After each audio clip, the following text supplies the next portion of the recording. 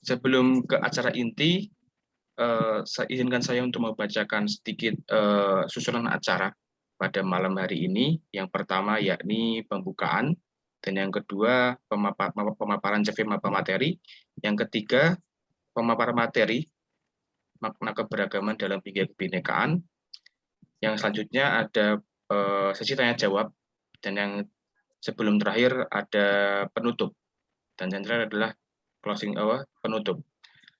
Langsung aja kita ke acara yang kedua, yakni pembacaan CV pemateri, karena mungkin sudah nggak sabar kita mendengarkan bersama pemaparan materi terkait Majelis Beragama pada malam hari ini. Mungkin saya akan membacakan sedikit CV daripada Bapak Tafsir. Nama lengkap Dr. Randus Haji Tafsir MAG, tempat tanggal lahir Kebumen 16 Januari 1964, alamat tempat tinggal di Jalan Tanjung Sari Barat 3, nomor 3, Ngalian, Semarang. Adapun nomor HP beliau di 0812881537, dan saat ini pekerjaan beliau adalah dosen Fakultas Usuluddin dan Humaniora di UIN Wali Songo, Semarang, dan pendidikan akhir beliau adalah S2 Magister Etika Islam. Dan saat ini beliau juga sedang menjabat sebagai Ketua Pimpinan Wilayah Muhammadiyah Jawa Tengah. Tidak usah berlama-lama, langsung saja saya serahkan forum pada malam hari kepada yang terhormat Bapak Tafsir. Falyatafaddal fadilatuhu masykuron. Monggo Bapak. Terima kasih. Suara saya terdengar jelas ya? Alhamdulillah dengar. Ya, terima kasih. Assalamualaikum warahmatullahi wabarakatuh. Waalaikumsalam warahmatullahi wabarakatuh. Alhamdulillah, alhamdulillahilladzi hadana li hadza wa ma kunna nahtadiya laula an hadanallah.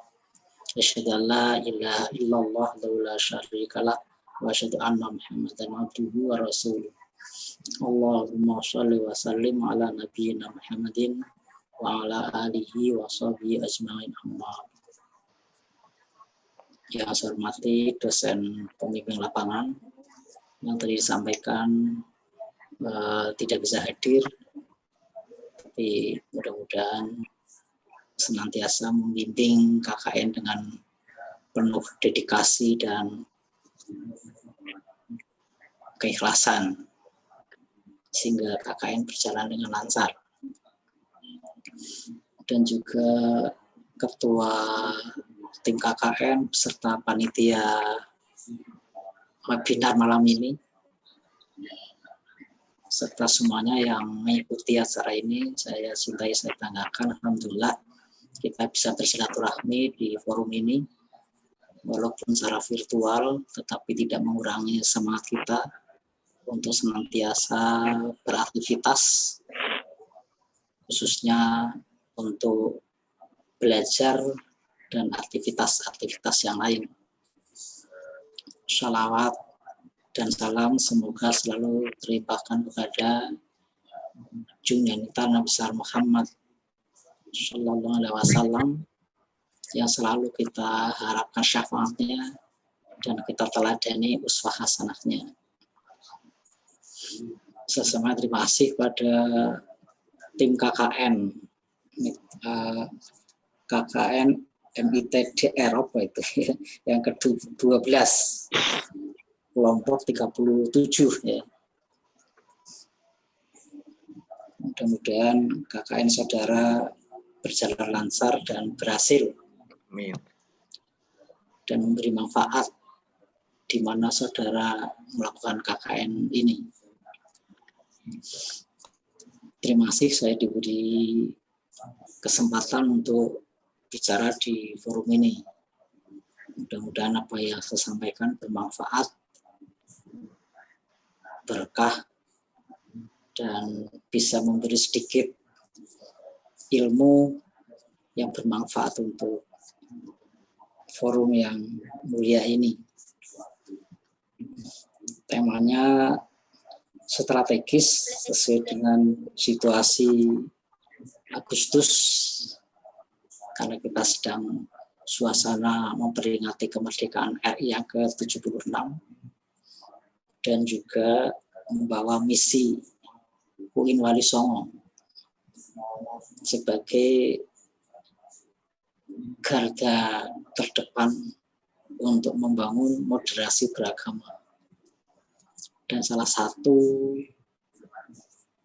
inti daripada kemampuan memahami moderasi beragama adalah memahami keragaman di tengah-tengah kebinekaan.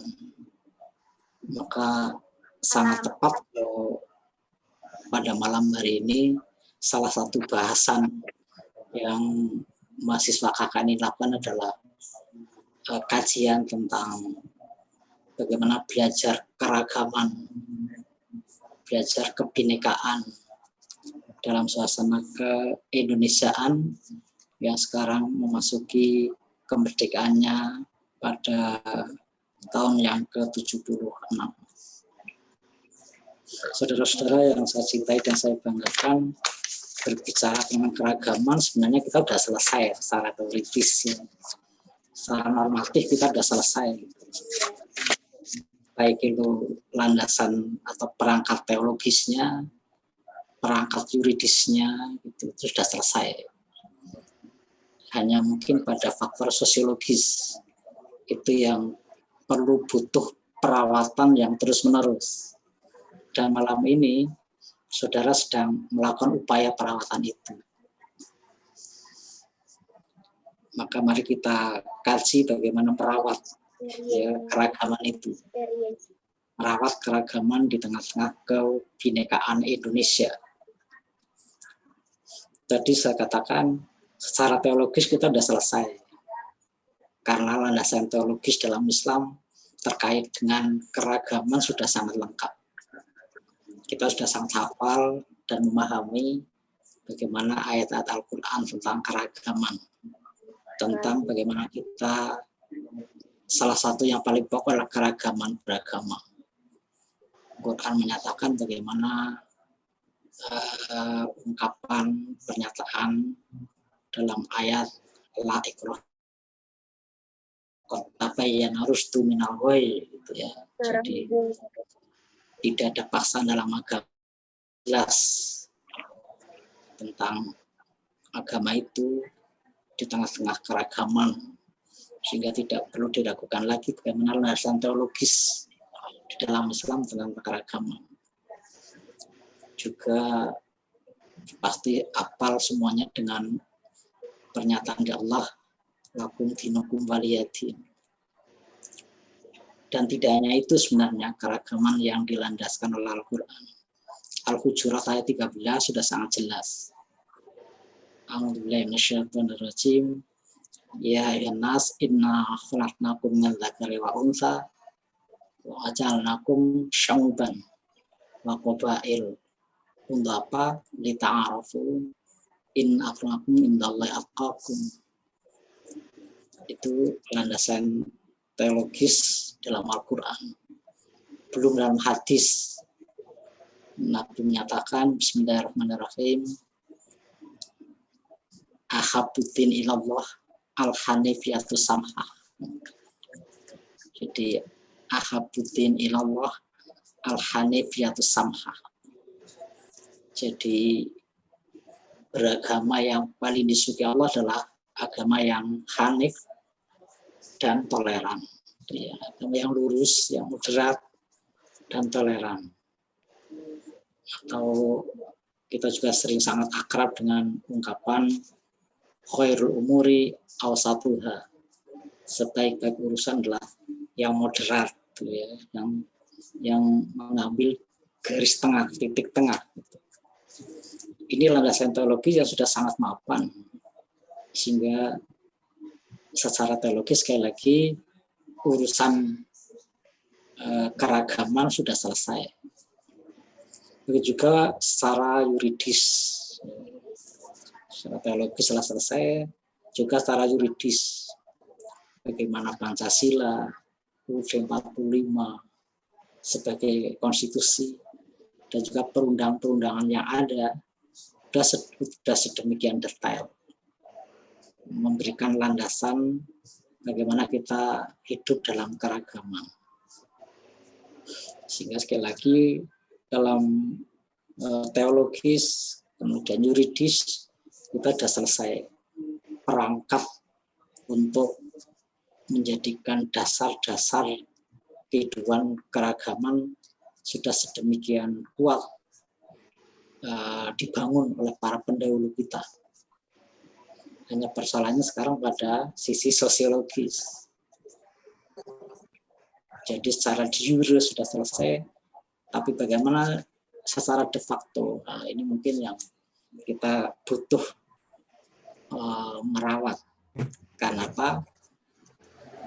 Jika keragaman itu bisa dimanage dengan baik, tentu keragaman akan menghasilkan ritme kehidupan yang indah.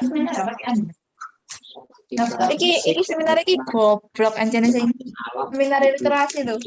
Atau yang ini gak jadi dimainkan oleh para ahlinya, ilham aja. Cerita maka akan menghasilkan ritme musik yang sedemikian indah dan enak untuk didengarkan, enak untuk dinikmati. Tetapi ketika keragaman itu fales, alat musik itu fales, maka akan mungkin memekakan telinga, polutif, dan juga tidak menghasilkan harmoni, ritme kehidupan yang indah, tapi justru kesemrawutan, konfliktual, dan bisa jadi adalah konflik fisik. Itu kalau keragaman tidak dirawat. Maka saya apresiasi pada saudara mahasiswa tim KKN ini yang pada malam ini memulai bagaimana membangun kedewasaan, memahami keragaman. Karena sekali lagi keragaman ketika bisa dirawat akan menghasilkan ritme kehidupan yang indah, ritme kehidupan yang harmonis, ritme kehidupan yang rukun, ritme kehidupan yang penuh damai. Kalau bisa dirawat. Tapi kalau gagal dirawat, maka akan menghasilkan kekacauan, suasana yang konfliktual, suasana yang tidak nyaman. Dan itu memerlukan pendewasaan. Dan sekali lagi pada malam hari ini, saudara memulai itu. Maka sekali lagi saya apresiasi pada saudara yang pada malam hari ini bicara tentang ini. Sebagai bagian dari upaya pendewasaan bagaimana memahami keragaman. Dengan cara memahami keragaman, insya Allah ke depan saudara akan menjadi manusia-manusia yang mampu merawat keragaman itu, sehingga keragaman yang bisa dibangun melalui pembelajaran pada malam ini akan menghasilkan ritme kehidupan yang indah, damai, dan nyaman. Peserta KKN yang saya cintai dan saya banggakan, lalu bagaimana cara merawat, karena khususnya merawat keragaman beragama khususnya. Karena sekali lagi kita harus bersyukur pada Allah di mana kita diberi anugerah berupa Negara Kesatuan Republik Indonesia yang diproklamirkan pada 17 Agustus 45. Anugerah Allah itu harus disyukuri karena kita berada di bumi yang sebenarnya sedemikian indahnya. Kadang-kadang kita kalau pergi ke tempat, saya sering guyon dengan teman-teman. Ini kalau Nabi datang ke sini, ini mungkin dikira surga gitu ya. Ya, bagaimana tidak? Bagaimana tidak? Kalau Nabi ditanya apa warna surga, Nabi menjawab hijau. Gitu ya. Sampai-sampai kalau kita ke Masjid Madinah, Masjid Nabawi di Madinah, di sana ada namanya Raudhah. Raudhah. Ma baina baiti wa mimbari Raudhatum miryadil jannah. Kan ada hadis gitu. Antara rumahku dan mimbar itu adalah Raudhatum miryadil jannah, raudhah taman surga. Karena Nabi di suatu saat ditanya warna surga itu apa, Nabi menjawab hijau. Maka kalau saudara datang ke Masjid Nabawi, semua karpet Masjid Nabawi itu berwarna merah, kecuali di ruang raudhah. Karpet di ruang raudhah itu hijau, karena menyelesaikan hadis Nabi bahwa warna surga adalah hijau. Maka ruang raudhah kalau di Masjid Nabawi itu karpetnya dan juga lukisan-lukisan kaligrafi itu juga bernuansa hijau, kan untuk menggambarkan surga. Jadi mabena apa baiti wa mimbari raudhatum miryadil jannah.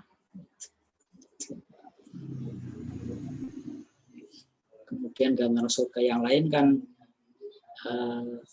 tajri mintah tial anharu khalidina fiha abada, mengalir di bawahnya sungai-sungai. Nah, kalau di daerah-daerah yang lereng-lereng gunung, kalau Jawa Tengah sekitar Kalibening, Banjarnegara, kemudian Wonosobo, Temanggung, itu kan biasa ya. Rumah di bawahnya mengalir sungai-sungai. Sehingga kalau di Arab gambaran itu sudah luar biasa. Tapi bagi orang Temanggung, Wonosobo mungkin biasa. Arab yang padang pasir menemukan air jas susah, maka gambaran surga itu bagaikan mengalir di bawahnya sungai-sungai. Nah, kalau di orang di Indonesia kan mengalir di bawah sungai-sungai itu biasa. Demikian dengan hijau. Kalau kita pergi ke sawah ketika musim sebelum panen, bagaimana sawah itu seperti karpet berwarna hijau. Kemudian dialiri sebelahnya sungai-sungai. Indah sekali. Itu kadang-kadang, wah, ini gambaran surga.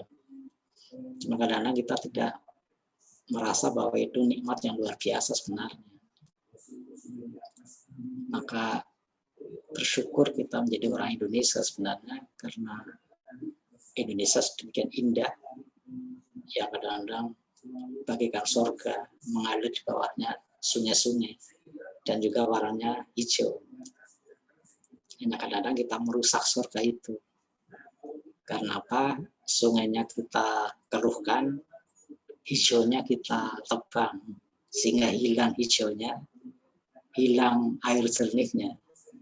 Jadi kita sudah merusak.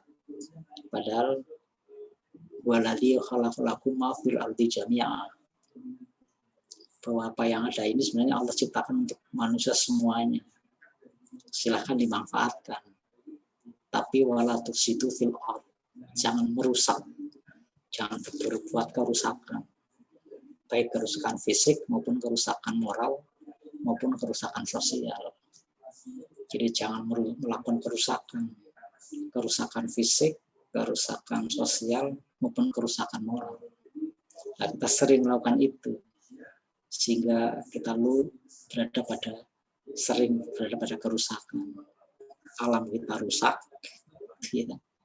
moral kita rusak, kemudian sosial kita juga rusak. Padahal Allah sudah sedemikian murahnya memberi nikmat pada kita. Itulah maka kita perlu introspeksi dalam ber-Indonesia. Apalagi kita masuk usianya ke-75. Mari tingkatkan kita kesadaran untuk ber-Indonesia. Saudara-saudara, teman KKN yang saya cintai, saya banggakan, sekali lagi mari kita rawat keragaman itu. Karena sekali lagi, khususnya agama, itu sering jadi institusi dalam dilema. Ya. Khususnya keragaman beragama, itu adalah institusi dalam dilema. Apa itu dilema? Dimakan mati bapak, tidak dimakan mati ibu. Pilih mana saudara? Pilih mati bapak atau mati ibu? Tentu tidak dua-duanya. Tapi nggak bisa. Namanya dilema, harus milih salah satu. Karena dilema adalah dua pilihan yang sama-sama sulit untuk diambil keputusan. Agama adalah kadang-kadang ada menjadi dilema. Apa dilemanya? Di satu pihak semua agama mengajarkan persaudaraan, di satu pihak agama mengajarkan kebaikan, di satu pihak agama mengajarkan tentang menghargai nilai-nilai kemanusiaan, tapi di pihak lain agama adalah pemicu konflik yang paling efektif. Kenapa? Karena masing agama memiliki apa yang namanya truth claim, pengakuan sebagai yang paling benar. Kita punya inna dina indallahil Islam, bahwa agama yang paling diridhoi Allah adalah agama Islam. Sehingga bagaimana kita berupaya semua orang masuk Islam. Supaya apa? Supaya diridhoi Allah. Karena dengan ridho Allah kita bisa masuk surga. Sehingga lalu kita berupaya bagaimana semua orang berada dalam ridhonya. Semua orang masuk dalam Islam. Maka lalu kita melakukan apa yang namanya proses Islamisasi, yakni dakwah, agar semua orang masuk Islam supaya menjadi orang yang diridhoi Allah. Dengan cara itu Allah, maka akan masuk surga. Itu terus klaim kita sebagai Muslim. Dan kita akan berjuang bagaimana melakukan terus klaim itu. Sementara Kristen juga punya terus klaim, dan juga agama-agama lain. Misalnya Kristen punya terus klaim extra ecclesia nulla salum. Di luar gereja tidak ada keselamatan. Di luar gereja adalah domba-domba yang tersesat. Jadi kita elek banget itu dalam pandangan Kristen. Sudah domba tersesat. Oleh karena itu, bagaimana mereka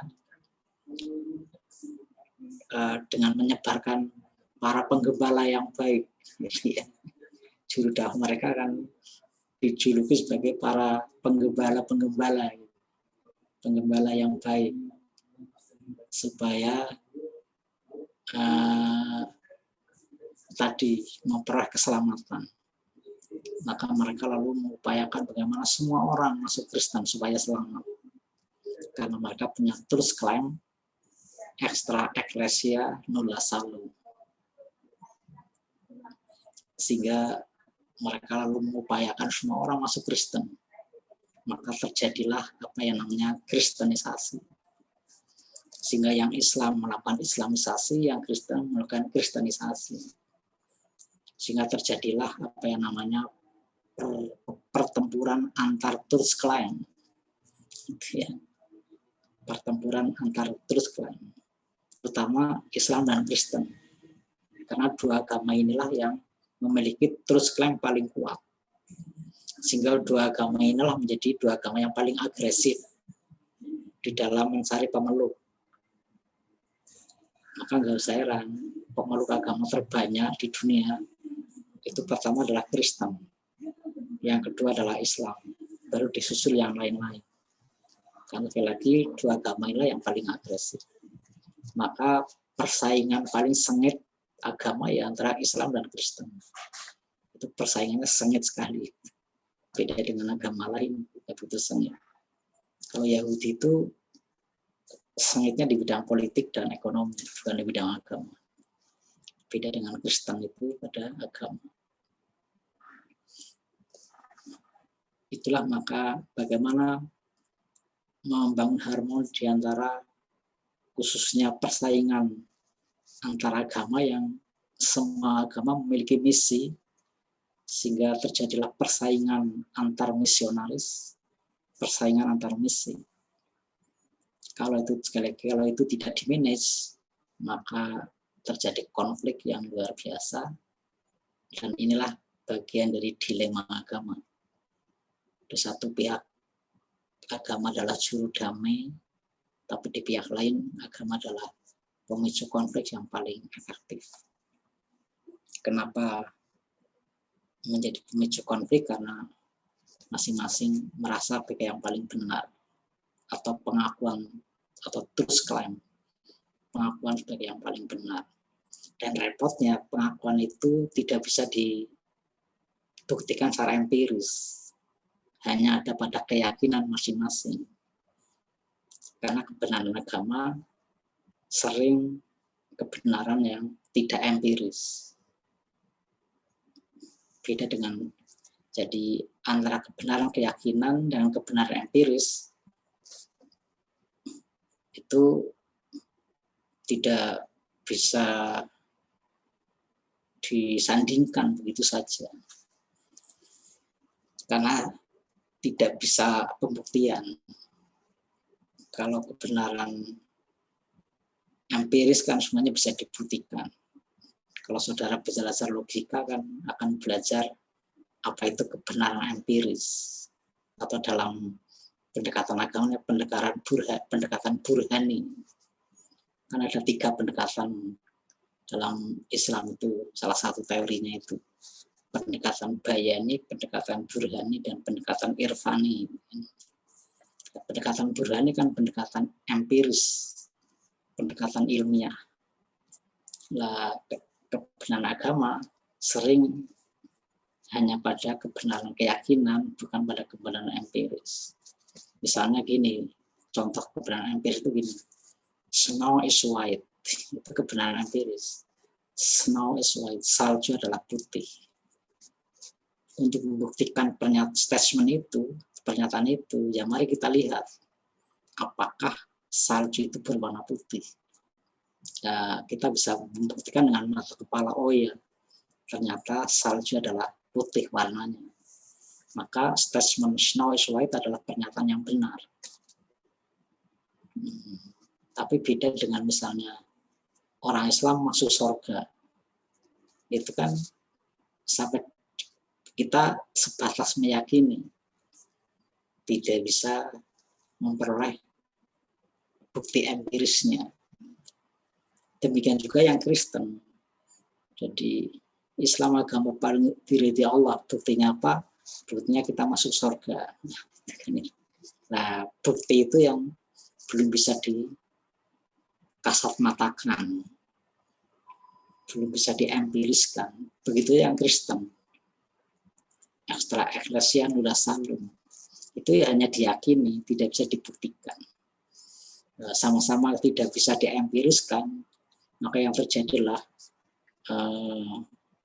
persaingan atau konflik pemikiran di antara kelompok beragama, khususnya dalamnya adalah Islam dan Kristen. Peserta KKN yang saya cintai dan saya banggakan, maka bagaimana kita membangun sikap di tengah-tengah kedewasaan atau di tengah keragaman. Maka satu yang penting, saudara, kita semua pahami, bagaimana merawat keragaman itu adalah yang perlu dilakukan. Pertama adalah upaya pendewasaan, edukasi secara terus-menerus, secara kontinu. Karena sekali lagi landasan teologisnya sudah selesai, landasan yuridisnya sudah selesai. Tapi secara sosiologis ini butuh perawatan yang terus-menerus. Salah satu bentuk perawatan adalah mengedukasi masyarakat. Malam hari ini saudara sedang mengedukasi minimal dirinya sendiri bagaimana merawat keragaman supaya tidak konflik di antara keragaman yang ada. Jadi diedukasi terus-menerus. Untuk apa? Supaya tercapai masyarakat yang dewasa. Karena masyarakat sering tidak dewasa menghadapi perbedaan, menghadapi keragaman. Maka butuh pendewasaan. Salah satu bentuk pendewasannya adalah edukasi, seperti pada malam ini. Dan yang kedua, agama sering dipahami secara ekstrim. Ya, tadi agama sering. Jadi kalau kita mengacu pada teorinya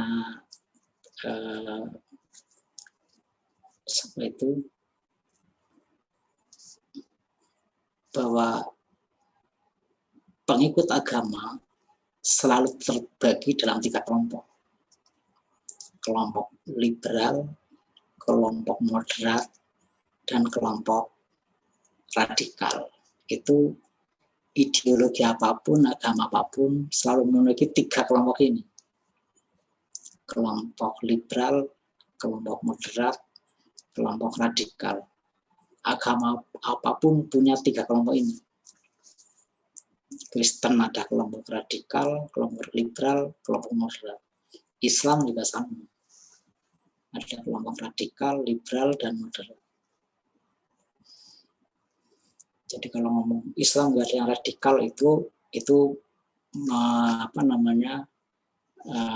mengabaikan fakta lah ya. Ada. Dan semua pengikut ideologi apapun meliputi 3 ini.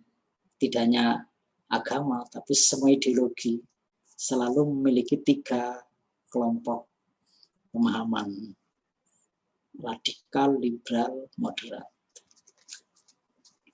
Dalam Islam seperti itu, Kristen juga seperti itu. Ada kelompok radikal, liberal, moderat. Lalu di antara 3 model pemahaman mana yang paling pas? Nah, tadi di awal sudah menyampaikan. Allah dan Rasul telah menggariskan bahwa keberagaman yang terbaik adalah yang moderat. Ahabuddin ilallah al-hanifiyatus samhah. Keberagaman yang paling disukai Allah adalah beragama yang moderat dan toleran. Hanif dan samhah. Hanif dan tasamuh. Itu model beragama yang terbaik, yang paling disukai Allah. Itu. Maka bagaimana langkah kedua setelah kita merawat dengan cara mengedukasi supaya masyarakat dewasa? Yang kedua adalah bagaimana kita mengharusutamakan, ya, mengharusutamakan paham yang moderat, mengharusutamakan moderat, beragama yang moderat, mengharusutamakan moderasi beragama sesuai dengan pernyataan dari Rasulullah Muhammad SAW, ahabuddin ilallah al-hanifiyatus samhah, atau khairul umuri awsatuha, atau apalagi Qurannya sudah sangat jelas. Wa kadzalika ja'alna ummatan wasatan. Jadi umat wasatan, umat yang moderat, itu beragama yang terbaik. Tetapi kita nggak bisa mengabaikan ada yang radikal, ada yang liberal. Maka bagaimana meminimalisir yang liberal, meminimalisir yang radikal dengan mengharusutamakan yang moderat. Malam ini saudara sedang mengedukasi diri sendiri, mengedukasi kelompok, mengedukasi masyarakat untuk membangun paham agama yang moderat, membangun moderasi beragama untuk meminimalisir beragama yang liberal dan radikal. Karena sekali lagi kelompok yang radikal liberal juga selalu ada. Tapi bagaimana kita meminimalisir? Dan UIN Wali Songo Semarang tidak sekedar lembaga akademis. Ya. Jadi UIN Wali Songo tidak sekedar lembaga akademis. Tapi UIN Wali Songo adalah bagian dari garda terdepan membangun paham agama yang moderat. Membangun muslim-muslim yang moderat. Maka nggak usah heran kalau kemudian salah satu realisasinya UIN Wali Songo mendirikan apa yang namanya rumah moderasi. Ya, kita berdoa berharap mudah-mudahan UIN Wali Songo benar-benar UIN Wali Songo dengan rumah moderasinya benar-benar mampu menampilkan Islam yang moderat, Islam yang rahmatul alamin, Islam yang umat wasatan lewat mahasiswa-mahasiswa yang ada, termasuk saudara yang pada malam hari ini sedang mengedukasi dirinya sendiri dan teman-temannya untuk merawat keragaman, membangun moderasi. Dan saya yakin saudara bisa. Kenapa?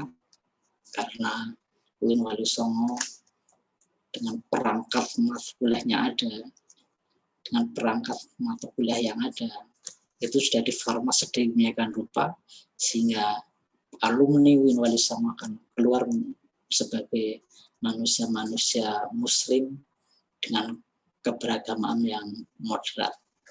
Dengan moderat ini maka akan mampu merawat kebinekaan, merawat keragaman, merawat Indonesia. Maka salah satu nasib Indonesia ada di tangan UIN Walisongo, nasib Indonesia sebagainya ada di tangan saudara. Dan saya yakin saudara bisa. Demikian apa yang dapat sampaikan dan bermanfaat. Kurang lebihnya maaf. Wassalamualaikum warahmatullahi wabarakatuh. Waalaikumsalam warahmatullahi wabarakatuh. Masya Allah sekali penyampaian Bapak Tasya pada malam hari ini. Semoga dapat mengedukasi kita semuanya terhadap sikap dalam moderasi beragama. Setelah ini ada sesi tanya jawab, Pak. Monggo teman-teman yang ingin bertanya dipersilahkan. Bisa langsung open microphone ya bagi yang ingin bertanya. Monggo dipersilahkan. Monggo, silakan Mas Yogi Alansyah. Ya, Bismillahirrahmanirrahim. Assalamualaikum warahmatullahi wabarakatuh. Waalaikumsalam warahmatullahi wabarakatuh. Maaf sebelumnya, Mas moderator, saya nggak bisa on cam berhubung sinyal rada susah gitu ya. Oke, langsung perkenalkan sebelumnya mungkin. Saya Yogi Alansyah Rahab. Terkait dengan webinar malam hari ini, saya ingin bertanya mengenai, mungkin kalau hal keberagaman saya rasa sudah sempurna disampaikan oleh Pak yang hormat Pak Tafsir. Jadi saya ingin lebih menyentuh mungkin karena praktek moderasi keberagamannya. Bahwasanya kan kita ketahui banyak tokoh-tokoh atau banyak ormas-ormas yang mengutarakan ya praktek atau model moderasi beragamanya dengan cara begini mungkin. Tetapi saya ingin menanyakan mungkin fenomena praktek moderasi beragama yang mengajarkan mungkin ya bahwasanya semua agama itu benar, maka kita tidak perlu saling koar-koar atau mengutarakan iman atau mengutarakan keyakinan kita paling benar, mungkin begitu. Yang menurut saya secara pribadi agak bahaya juga, karena mungkin ini disampaikan oleh oknum-oknum semisal dari pemahaman pluralismenya atau paham-paham kebebasannya. Jadi ketika praktek moderasi beragamanya itu meyakini dengan cara yang seperti itu, saya rasa agak bahaya atau agak rumit begitu. Jadi mungkin dari Pak pemateri yang hormat bisa mungkin memberikan nasihatnya mungkin kepada kami kalangan mahasiswa agar tidak terjerumus kepada pemahaman pluralisme yang menurut saya tanda kutip sesat juga, sehingga praktek moderasi beragama itu benar-benar sesuai dengan kaedah atau koridor yang berlaku sebagai kita umat beragama. Mungkin seperti itu Pak pemateri dan Mas moderator. Terima kasih. Terima kasih Mas Yogi Alansyah pertanyaannya. Monggo Pak Tafsir bisa menjawab. Ya, terima kasih. Saya kira terima kasih Mas Yogi ya tadi atas responnya yang sangat bagus. Jadi berpaham moderat bukan berarti lebur. Ya. Menghargai agama lain bukan arti kita lebur dalam agama lain, tidak. Kita berdialog dengan agama lain bukan berarti kita lebur dengan agama lain. Maka tadi saya katakan beragama selalu menghasilkan 3 kelompok: radikal, liberal, moderat. Nah, kita mencoba mengharusutamakan moderat, meminimalisir yang liberal dan radikal. Baik liberal maupun radikal sama-sama tidak baiknya, karena yang radikal bisa menghasilkan kekerasan, yang liberal menghasilkan kebebasan yang tidak ada lagi prinsip. Karena tadi lalu menganggap semua agama benar. Padahal kita berprinsip bahwa kita berada pada kebenaran kita tanpa harus mengabaikan penghormatan kepada yang lain. Sehingga kita pada prinsip kebenarannya, walaupun tetap dialog, tetap toleran, sehingga toleran bukan berarti kita lebur. Maka mari kita pahami juga teman-teman, jangan terjebak pada liberalisme yang menganggap bahwa semua agama adalah benar. Kita sepakat dengan ungkapan semua agama baik, tapi bukan berarti semua agama benar. Ya, itu mungkin ungkapan yang kita pegang. Semua agama baik, karena tadi sudah saya katakan, semua agama mengajarkan kebaikan, semua agama mengajarkan persaudaraan, semua agama mengajarkan bagaimana menghormati kemanusiaan. Tetapi bukan berarti kemudian kebenaran berada pada semua agama. Kebenaran dalam keyakinan kita, karena setiap agama punya truth claim. Kita Muslim punya truth claim. Apa truth claimnya? Yani inna dina indallahil Islam. Tetapi dalam berekspresi, tetap kita dalam beragam tetap tadi ahabuddin ilallah al-hanifiyatus samha. Kita berprinsip bahwa agama hanya satu yang benar, tetapi kita tanpa mengabaikan kebaikan kepada orang lain. Itulah namanya memahami keragaman. Memahami keragaman bukan berarti tenggelam. Ya. Jadi memahami keragaman bukan berarti tenggelam dalam anggapan pemikiran bahwa semua agama adalah benar. Kita tidak tenggelam ke sana. Ya. Kita tidak tenggelam pada pemahaman bahwa semua agama benar. Walaupun kita memahami semua agama baik, semua agama mengajarkan kebaikan. Tapi kebenaran tetap menjadi prinsip bahwa kita memiliki truth claim. Inna dina indallahil Islam, tanpa mengabaikan toleransi pada orang lain dengan agama yang berbeda.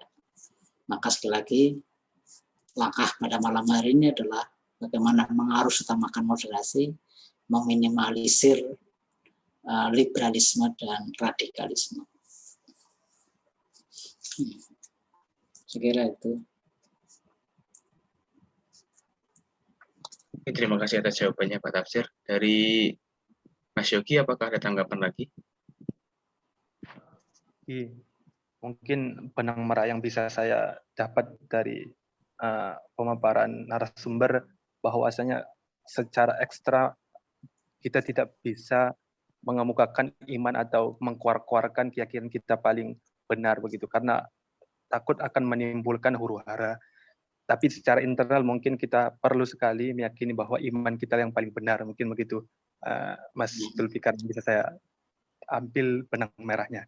Terima kasih Pak narasumber. Sama-sama. Yang lain yang ingin bertanya dipersilakan, bisa on mikrofonnya. Yang ingin berdialog langsung dengan Pak Tafsir.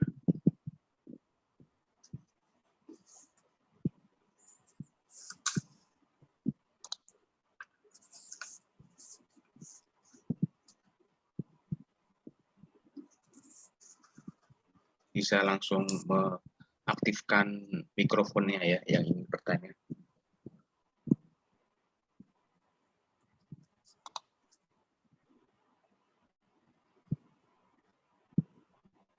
Ini berarti di rumah masing-masing ini ya? Iya Pak, di rumah masing-masing. Di rumah, kalau Pak. Ini base camp-nya di mana? Base camp KKN-nya? Kalau ini kami tidak ada base camp Pak, di rumah masing-masing. Koordinasi online tuh. Ya, online semua. Dari camp, ya? Ya, dari LP2M sudah menganjurkan, bukan mewajibkan untuk di rumah masing-masing, nggak boleh ada posko. Nggak ada poskonya nggak ada. Iya, nggak ada. Mungkin teman-teman yang lain yang ingin bertanya dipersilakan. Terus aktivitas di masyarakatnya sesuai lingkungannya masing-masing. Iya, Pak. Jadi nanti setiap orang itu, setiap anggota bisa mengkoordinasikan dengan perangkat setempat yang ada di daerahnya masing-masing. Belum bisa bekerja sendiri-sendiri. Lebihnya online, Pak. Jadi kalau misalnya di daerahnya sudah sudah zona merah, ya udah online full, Pak.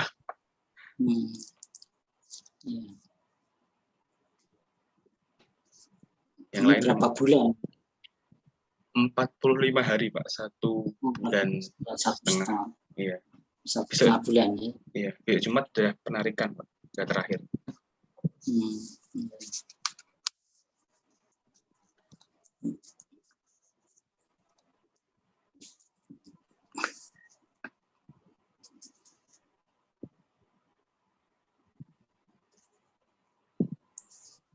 Mungkin kalau nggak ada, saya ingin bertanya, Pak. Boleh. Bertanya, Bismillah. Tadi sepanjang pemaparannya mungkin sudah sangat jelas terkait teoritis daripada keberagaman ataupun moderasi beragama. Yang ingin saya tanyakan mungkin lebih detail, Pak, ya, ataupun lebih detail kepada praktiknya untuk moderasi beragama, bagaimana batas-batasnya. Kan selama ini mungkin seperti tadi yang diungkapkan sama Mas Yogi di dalam pertanyaan, kan berbeda-beda caranya dalam mengekspresikan moderasi beragamanya. Nah, mungkin yang menjadi dilema juga, ada yang suatu kelompok yang moderasinya tuh mungkin bisa langsung ikutan acaranya kelompok lain itu, ikutan hari besarnya, sampai mengucapkan dan sampai mungkin ada doa lintas agama. Nah, yang ingin saya tanyakan, bagaimana kira-kira dalam praktiknya itu batasan-batasannya, Pak, dalam bermoderasi beragama, agar mungkin tidak sampai kita tuh tidak yakin dengan agama kita, seperti itu, Pak. Terima kasih. Ya. Jadi kalau dalam Islam kan jelas ya, wilayahnya jelas, mana muamalah, mana akidah, gitu ya. Jadi jelas sekali. Jadi mana muamalah, mana akidah. Maka tidak ada toleransi di bidang akidah. Akidah kita full truth claim. Ya. Jadi wilayah akidah kita full truth claim. Inna dina indallahil Islam. Tidak ada toleransi pada wilayah akidah. Namanya juga akidah, keyakinan. Mana mungkinlah keyakinan ditoleransikan. Akidah itu ya sudah patok bangkrong, taken for granted gitu. Bahwa itulah akidah. Nah, tapi di muamalah kita sangat humanis. Ya, kita sangat humanis.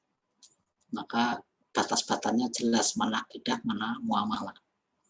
Jadi mana vertikal, mana horizontal. Akidah itu vertikal, muamalah itu horizontal. Pada wilayah horizontal ini kita sangat humanis. Sehingga sampai bertetangga pun kita harus menghormati tangga pada radius 40 rumah. 40 rumah. Dan itu kan tidak dibatasi rumah muslim atau rumah non-muslim. Maka kalau kita bicara saudara, ya saudara, itu kan ada saudara secara biologis, saudara secara geografis, dan ada saudara secara teologis. Ya. Saudara secara biologis, saudara dengan kerabat, keturunan, ya, keturunan darah, saudara secara biologis. Jadi ayah, ibu, kakak, adik, nenek, nah, itu namanya kan saudara secara biologis. Tapi kita juga punya saudara secara geografis. Apa?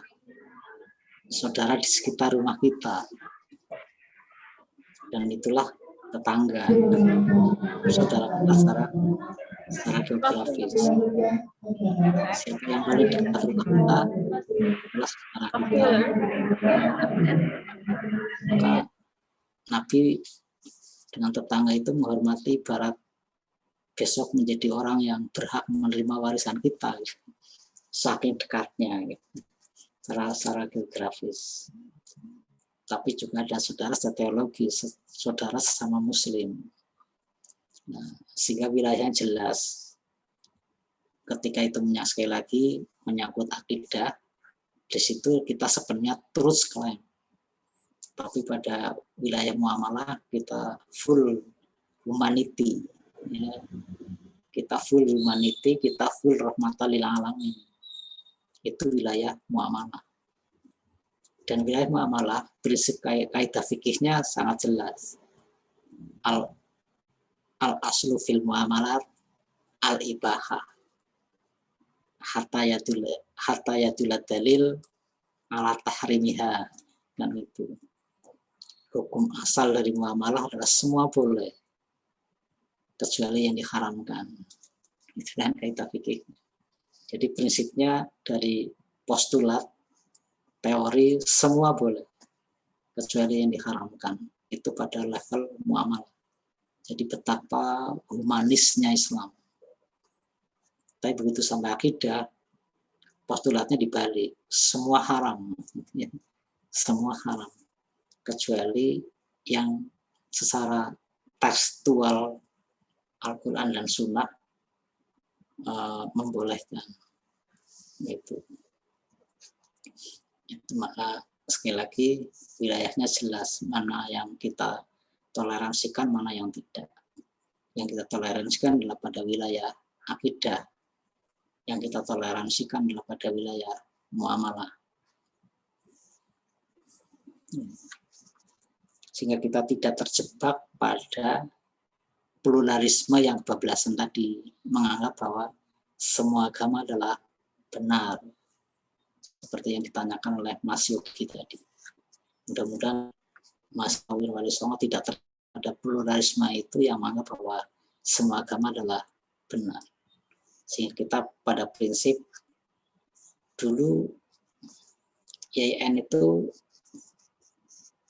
ada namanya mata jurusan, ya, jurusan atau fakultas perbandingan agama dengan tokoh legendarisnya Pak Profesor Mukti Ali. Kenapa jurusan perbanding agama dibangun di YN? Sebenarnya awalnya jurusan perbanding agama itu dibentuk untuk mempelajari semua agama, tetapi kemudian menunjukkan bahwa Islam adalah yang terbaik. Itu misi awal munculnya ilmu perbandingan agama. Jadi untuk mempelajari semua agama, tetapi kemudian sebagai orang YIN adalah para juru dakwah. Justru dari situ bisa belajar agama lain, tetapi untuk menunjukkan bahwa Islamlah agama yang terbaik, Islamlah agama yang paling benar. Itu misi awal didirikannya ilmu perbandingan agama atau jurusan perbandingan agama. Jadi bukan untuk kemudian kita lebur pada pluralisme yang menganggap bahwa semua agama adalah benar. Tidak perlu keluar-keluar kebenaran agama kita, bukan. Itu keliru. Itu menyimpang dari misi awal dibentuknya jurusan perbandingan agama. Gitu. Dan moderasi itu sebenarnya kita pada tiga sisi ya. Moderasi dalam paham agama, moderasi politik, dan moderasi budaya. Moderasi beragama saya kira tadi saya sudah menyampaikan. Moderasi politik, Islam, umat Islam boleh di partai apapun. Kita tidak pilih-pilih partai, semua. Jadi Islam yes, partai Islam no gitu. Kata Nurholis Masjid. Nah, Islam yes, partai Islam no. Artinya apa? Kita tetap menjaga keislamannya, apapun partainya gitu. Apapun partai yang kita ikuti, kita menjaga keislamannya. Nah, itu namanya moderat di bidang politik. Jadi apapun partainya, kita tetap menegakkan Islamnya. Pada budaya, Islam di Nusantara luar biasa. Bagaimana didakwahkan dengan penuh kedamaian. Kenapa dakwah di Nusantara nyaris tanpa pertumpahan darah, bahkan memang benar-benar tanpa pertumpahan darah. Karena para juru dakwah melakukannya dengan pendekatan kultural. Pendekatan kultural, kemudian para pedagang, para saudagar, itu yang berperan, para pelancong. Jadi bukan penaklukan, tapi akulturasi. Kenapa itu terjadi? Ya karena pemahaman agama yang rahmatan lil alamin, sehingga sangat apresiasi kepada budaya setempat, kepada budaya lokal dan local wisdom.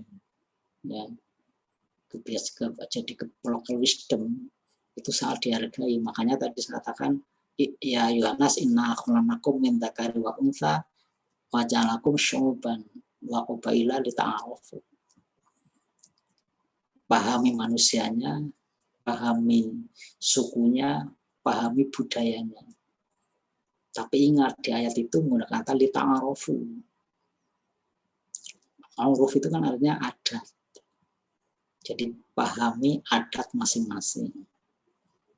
Bangsa ini punya adat tersendiri. Jadi bangsa tertentu punya adat tertentu. Nah, Islam bisa masuk semuanya dengan pendekatan kultur di mana Islam didatangkan. Itulah maka menghasilkan ungkapan al-Islamu sholihun ala kulli zamanin wa makanin. Ya. Jadi al-Islamu sholihun ala kulli zamanin wa makanin. Islam akan selalu soleh. Islam akan selalu baik. Islam akan selalu harmonis dalam setiap ruang dan waktu. Dimanapun ruangnya, dimanapun tempatnya, Islam bisa. Dimanapun waktunya, kapanpun Islam bisa. Kenapa? Karena Islam dinamis. Bukan pada syariahnya, syariah sih nggak pernah berubah. Tapi pemahaman terhadap Islam bisa berubah sesuai perubahan ruang dan waktu. Maka ada namanya fikih. Nah, fikih inilah yang bisa berubah sesuai perubahan ruang dan waktu. Ketika Islam turun di Arab, bawa ke Indonesia, tampilan keislamannya bisa berubah. Ekspresi keislamannya bisa berbeda dengan mengekspresikan Islam di Arab Saudi. Walaupun syariahnya sama, kulturnya beda. Maka di sana pakai jubah, di sini pakai sarung. Mana yang paling syar'i, jubah atau sarung?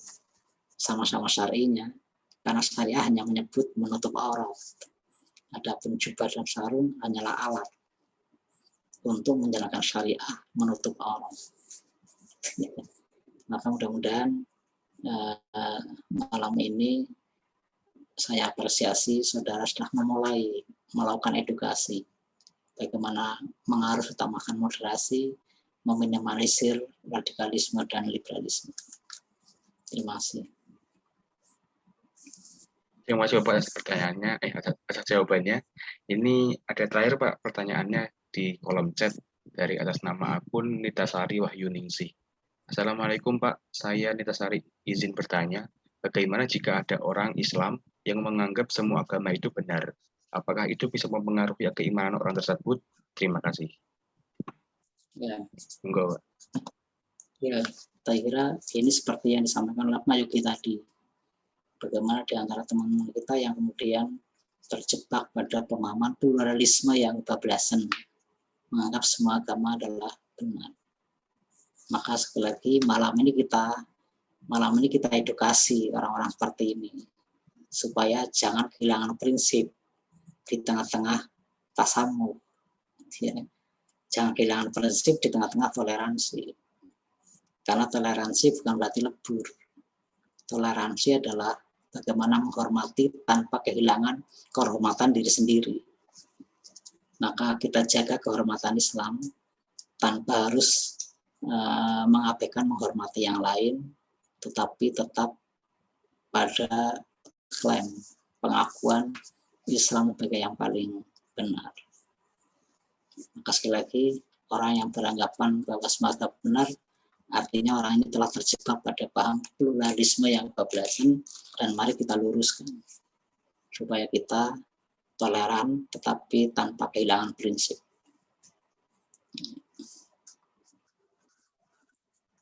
Terima kasih Bapak atas jawabannya. Cukup menarik, cukup tercerahkan kita semuanya terhadap jawaban dari Bapak Tafsir malam hari ini. Semoga semua jawaban itu bisa kita serap masing-masing dan bisa kita bisa kita pahami dan bisa kita realisasikan di dalam kehidupan masyarakat kita semuanya. Izinkan saya selaku moderator untuk mengambil intisari pada malam hari ini. Jadi kita selaku umat Islam harus utamakan moderasi dalam beragama agar tidak terjerumus dalam radikalisme ataupun liberalisme. Lalu adapun batasan-batasan daripada moderasi, yaitu di dalam ranah akidah itu pasti truth claim di dalam Islam, dan untuk muamalah itu dibuka selebar-lebarnya. Lalu memperjelas wilayah toleransi, yakni muamalah, ya, muamalah, wilayah toleransi itu muamalah dan bukan di ranah akidah, sehingga tidak terjebak dalam pluralisme ekstrim. Dan moderasi itu ada 3 bentuk: moderasi beragama, moderasi politik, dan juga moderasi budaya. Dan satu ungkapan dalam bahasa Arab yang sangat menarik adalah al-Islamu sholihun likulli makanin wa zaman. Paham Islam itu dinamis sesuai tempat dan waktu. Makanya ada fikih. Syariatnya sama. Begitu yang bisa saya sampaikan pada malam hari ini. Mungkin terakhir Bapak bisa memberikan closing statement sebelum kita tutup acara pada malam hari ini. Monggo Pak. Pesan kepada kita semua. Terima kasih teman-teman mahasiswa yang saya banggakan di tengah-tengah kemerdekaan Indonesia yang ke-76. Mari kita berpartisipasi membangun Indonesia. Salah satu bangunan itu adalah bagaimana merawat keragaman, sehingga dengan keragaman yang ada semoga menghasilkan Indonesia yang harmonis, Indonesia yang damai, Indonesia yang aman. Dan salah satu yang berperan untuk membangun perdamaian itu adalah saudara sebagai mahasiswa UIN Wali Songo Semarang. Dan saya yakin saudara bisa. Terima kasih. Assalamualaikum warahmatullahi wabarakatuh. Waalaikumsalam warahmatullahi wabarakatuh. Acara selanjutnya yakni dokumentasi. Mohon izin Bapak untuk bersiap untuk mengambil dokumentasi. Teman-teman sekalian yang belum menyalakan kameranya bisa menyalakan untuk dokumentasi acara pada malam hari ini. Monggo dipersilahkan teman-teman.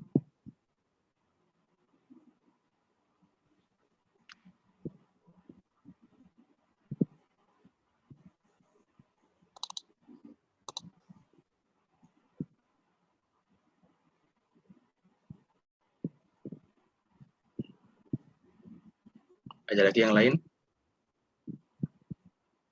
Berapa orang di satu kelompok ini? Kalau satu kelompok ada 15, Pak. 15 orang. Ya. Alhamdulillah ini yang datang bukan dari kelompok kami dan ada juga umum juga, Pak. Beraneka ragam. Saya itu sampai 3, nggih. 1, 2, 3. Cis. Ya. Ya, terima kasih Bapak atas waktunya untuk dokumentasi ini. Langsung saja kita telah sampai di akhir penghujung acara pada malam hari ini. Terima kasih semuanya yang sudah hadir pada malam hari ini, khususnya kepada Bapak Tafsir yang sudah menyempatkan hadir berbagi ilmu kepada kita semuanya, dan juga teman-teman yang sudah hadir. Hanya sekedar untuk bermuajah dan juga mengambil ilmu dan juga manfaat di forum yang kecil ini. Terakhir kali, saya Zulfikar Ahmad Rabbani selaku moderator pada malam hari ini mengucapkan terima kasih. Apabila ada ucap kata yang salah ataupun disengaja ataupun tidak, saya memohon maaf yang sebesar-besarnya. Nasrul minallahi wa fathun qarib wa basyiril mu'minin. Wassalamualaikum warahmatullahi wabarakatuh. Waalaikumsalam warahmatullahi wabarakatuh. Terima kasih Bapak atas waktunya. Mohon Sama-sama maaf, ya, banyak sama-sama. salahnya Pak. Sama-sama, mohon maaf segala kekurangan. Oke, sama-sama Pak.